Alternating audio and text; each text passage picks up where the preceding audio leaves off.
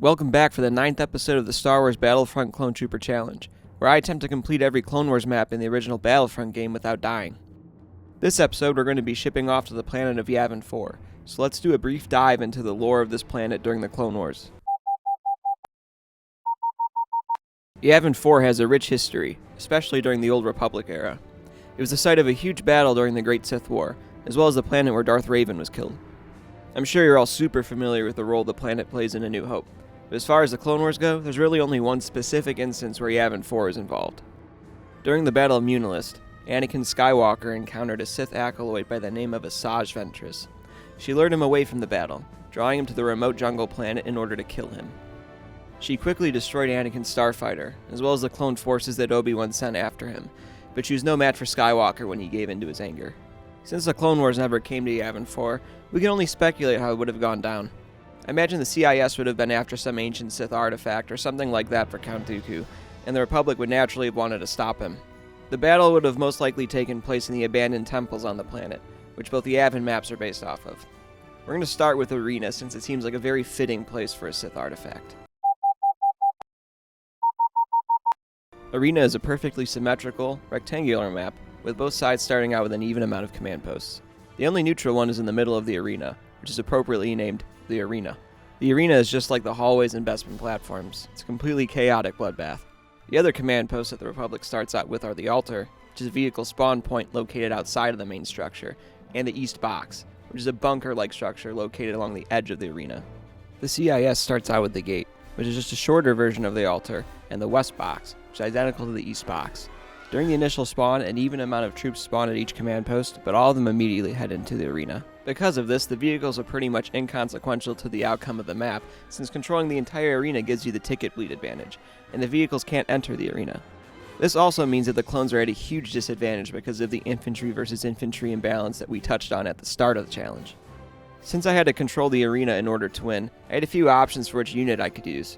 I once again ruled out the ARC Trooper and Pilot, since there wouldn't be any major vehicle action in this battle. The Clone Trooper would be a solid choice, since there was close quarters combat, but I only had one Clone Trooper life left, and I needed to save it for Jabba's palace. That left the Jet Trooper and the Sharpshooter. Both are at a slight disadvantage in close quarters since they have less overall health, but they each have a powerful loadout for taking out choke points. The Jet Trooper has 6 thermal detonators ready to go, along with an EMP launcher that has decent splash damage.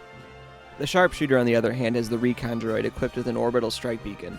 Much like the strategy for Renvar Citadel, there's a really good choke point right outside of the West Box that I knew I could take advantage of with the orbital strike, so I went with the Sharpshooter this round.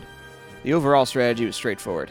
Capture and defend the arena as long as possible to get enough ticket bleed, and then exit and capture the less busy CIS vehicle spawn to keep the bleed going before going back to the arena.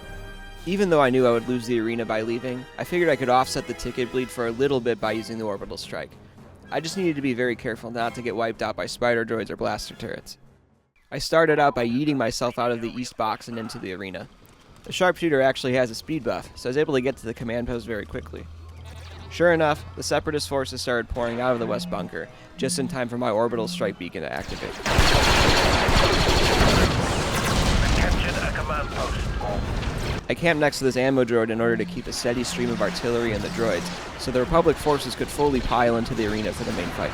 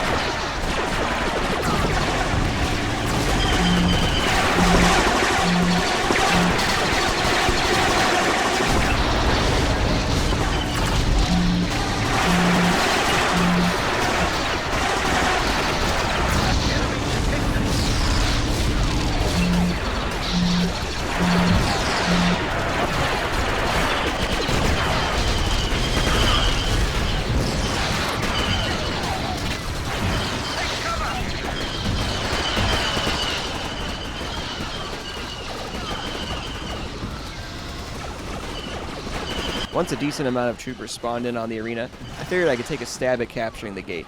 The sharpshooter's rifle is surprisingly good for hip firing.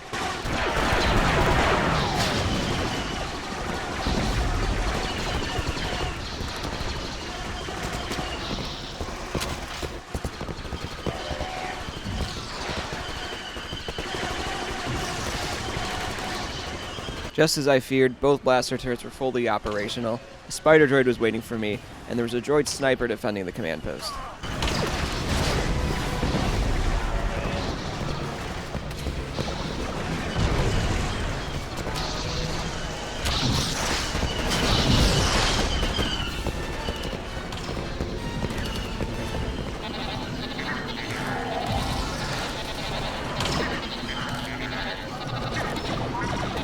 While I was filling up on health at the east bunker, I took out a few more droids, and then noticed that 3 Republic fighter tanks were moving in on the gate at the same time. I decided to take advantage of the reinforcements and try for the gate again. Let's go. Go with me.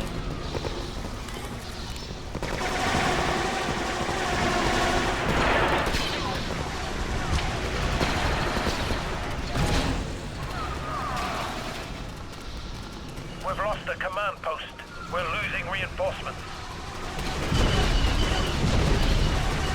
Enemy forces have captured a command post.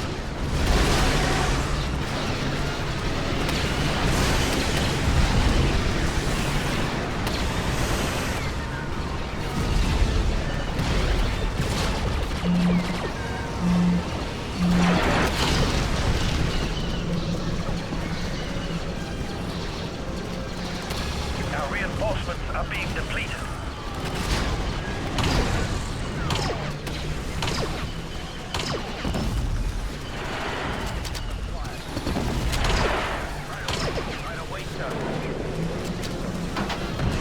I quickly used one of the fighter tanks to take out the turrets for good, and then ditched it to capture the post. The gate had a really long capture time, which made it difficult when the inevitable droid had spawned in. Our reinforcements have been cut off.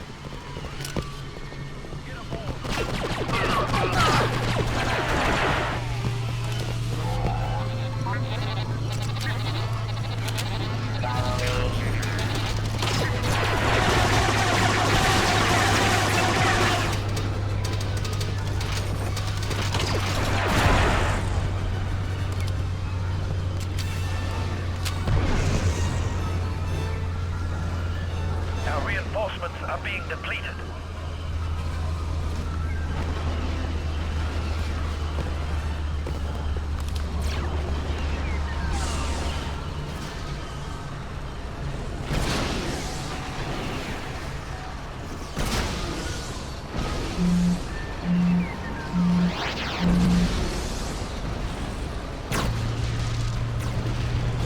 We've captured a command post.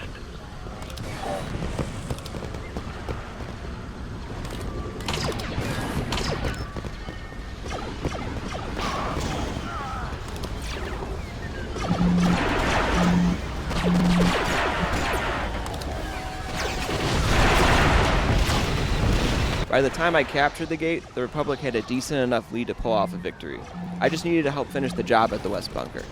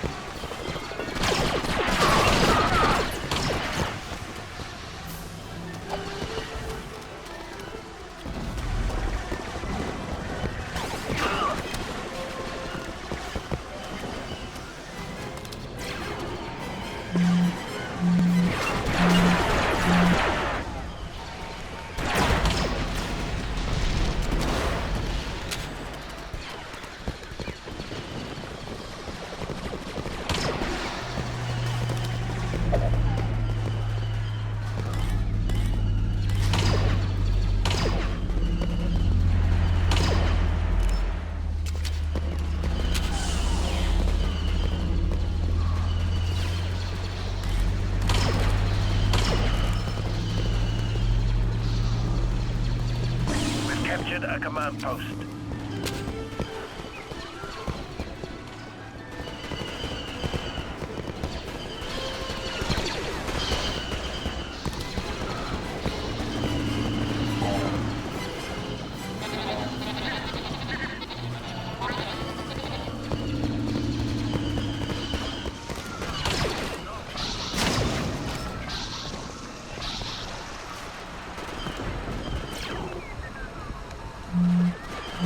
Come with me.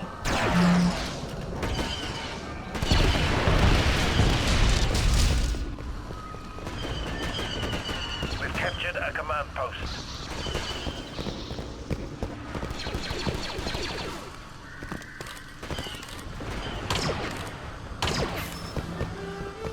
Overall, this battle was a very smooth victory. The Republic AI actually played their part in holding the posts, which allowed me to get creative with taking the map instead of just camping with the sniper. The next map on Yavin is Temple, which ended up being the most difficult map in the whole challenge. Thank you for watching, and I hope you tune in for the next one as well.